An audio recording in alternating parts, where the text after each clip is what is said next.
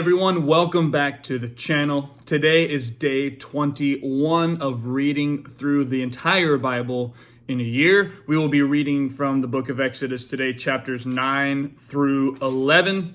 Again, I'll be reading this from the New Living Translation. But before I start reading, make sure you subscribe, click the bell icon, turn on those notifications so you can stay on track with each day's scriptures. Here we go with Exodus chapter 9. Go back to Pharaoh, the Lord commanded Moses. Tell him, this is what the Lord, the God of the Hebrews, says. Let my people go so they can worship me. If you continue to hold them and refuse to let them go, the hand of the Lord will strike all your livestock, your horses, donkeys, camels, cattle, sheep, and goats with a deadly plague. But the Lord will again make a distinction between the livestock of the Israelites and that of the Egyptians. Not a single one of Israel's animals will die. The Lord has already set the time for the plague to begin. He has declared that he will strike the land tomorrow. And the Lord did just as he had said. The next morning, all the livestock of the Egyptians died. But the Israelites didn't lose a single animal. Pharaoh sent his officials to investigate, and they discovered that the Israelites had not lost a single animal. But even so, Pharaoh's heart remained stubborn, and he still refused to let the people go. Then the Lord said to Moses and Aaron, take handfuls of soot from a brick kiln and have Moses toss it into the air while Pharaoh watches. The ashes will spread like fine dust over the whole land of Egypt, causing festering boils to break out on people and animals throughout the land. So they took soot from a brick kiln and went and stood before Pharaoh. As Pharaoh watched, Moses threw the soot into the air, and boils broke out on people and animals alike. Even the magicians were unable to stand before Moses, because the boils had broken out on them and all the Egyptians.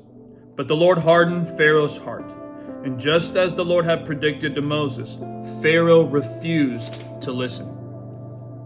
Then the Lord said to Moses, get up early in the morning and stand before Pharaoh. Tell him, this is what the Lord, the God of the Hebrews, says. Let my people go so they can worship me. If you don't, I will send more plagues on you and your officials and your people. Then you will know that there is no one like me in all the earth.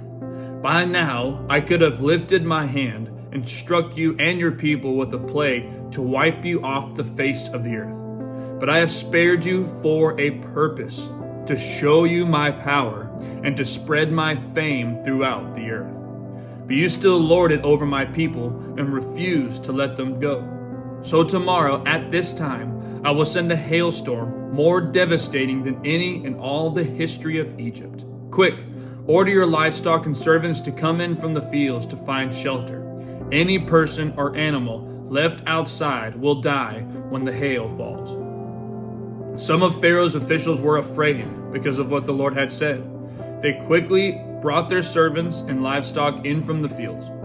But those who paid no attention to the word of the Lord left theirs out in the open. Then the Lord said to Moses, lift your hand toward the sky so hail may fall on the people, the livestock, and all the plants throughout the land of Egypt. So Moses lifted his staff toward the sky, and the Lord sent thunder and hail and lightning flashed toward the earth. The Lord sent a tremendous hailstorm against all the land of Egypt.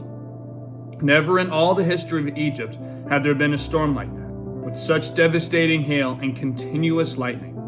It left all of Egypt in ruins. The hail struck down everything in the open field, people, animals, and plants alike. Even the trees were destroyed. The only place without hail was the region of Goshen, where the people of Israel lived.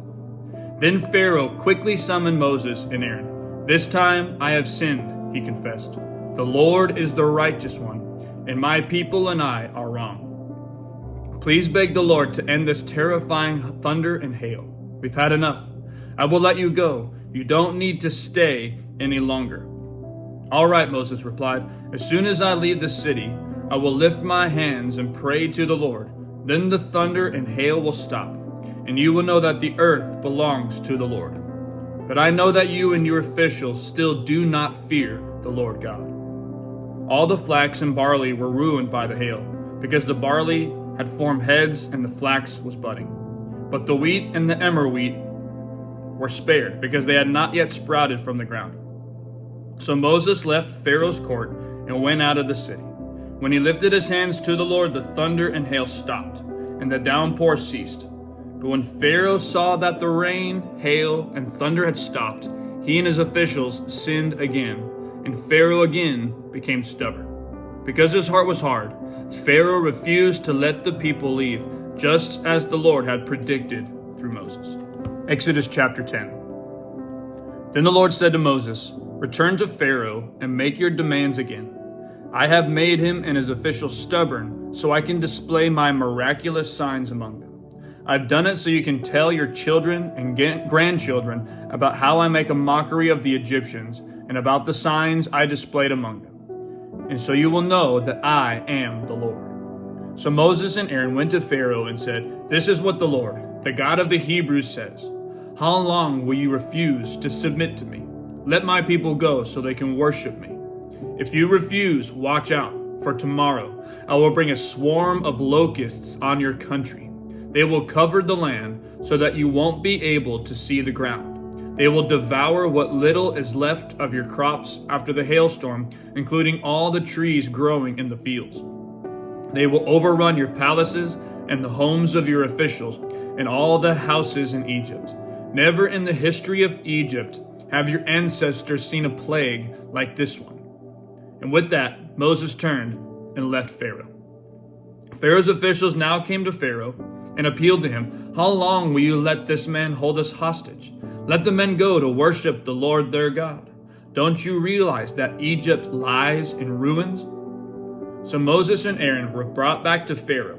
"All right," he told them, "go and worship the Lord your God. But who exactly will be going with you?" Moses replied, "We will all go, young and old, our sons and daughters, and our flocks and herds. We must all join together in celebrating a festival to the Lord." Pharaoh retorted, "The Lord will certainly need to be with you if I let you take your little ones. I can see through your evil plan. Never. Only the men may go and worship the Lord, since that is what you requested." And Pharaoh threw them out of the palace. Then the Lord said to Moses, "Raise your hand over the land of Egypt to bring on the locusts. Let them cover the land and devour every plant that survived the hailstorm." So Moses raised his staff over Egypt, and the Lord caused an east wind to blow over the land all that day and through the night. When morning arrived, the east wind had brought the locusts, and the locusts swarmed over the whole land of Egypt, settling in dense swarms from one end of the country to the other. It was the worst locust plague in Egyptian history, and there has never been another one like it. For the locusts covered the whole country and darkened the land. They devoured every plant in the fields and all the fruit on the trees that had survived the hailstorm. Not a single leaf was left on the trees and plants throughout the land of Egypt.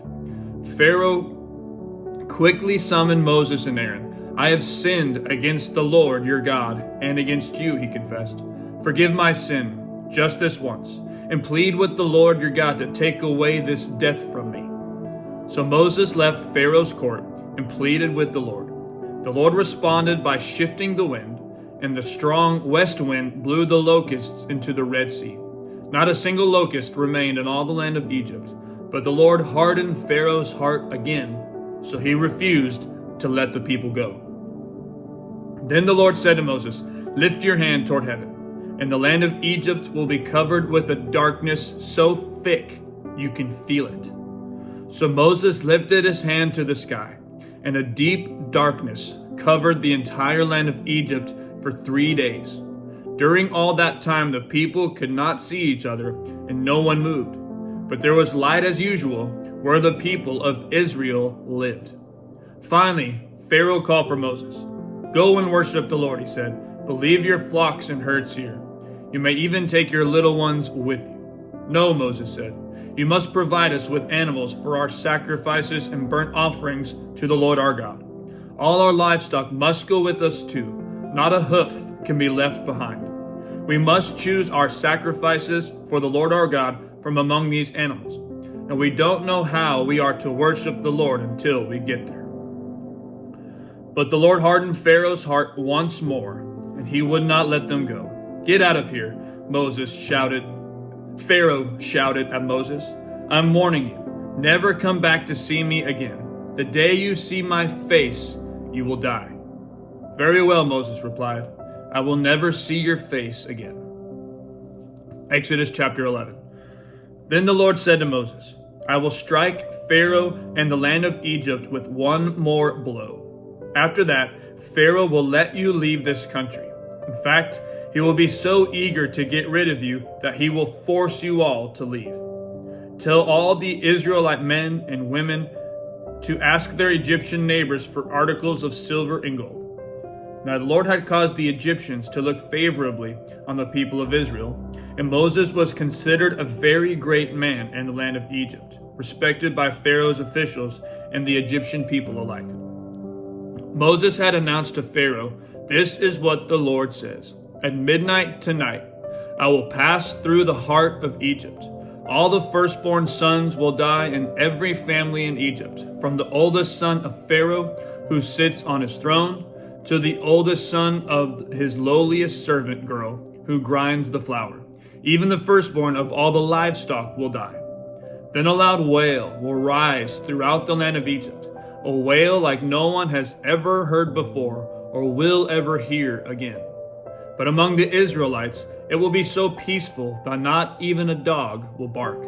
Then you will know that the Lord makes a distinction between the Egyptians and the Israelites. All the officials of Egypt will run to me and fall to the ground before me. Please leave, they will beg. Hurry, and take all your followers with you. Only then will I go." Then, burning with anger, Moses left Pharaoh. Now the Lord had told Moses earlier, "Pharaoh will not listen to you, but then I will do even more mighty miracles in the land of Egypt." Moses and Aaron performed these miracles in Pharaoh's presence, but the Lord hardened Pharaoh's heart, and he wouldn't let the Israelites leave the country. That concludes the reading for today. Thank you again for tuning in. I hope you have a great rest of your day. We'll see you tomorrow as we continue through the book of Exodus. Love you, and God bless.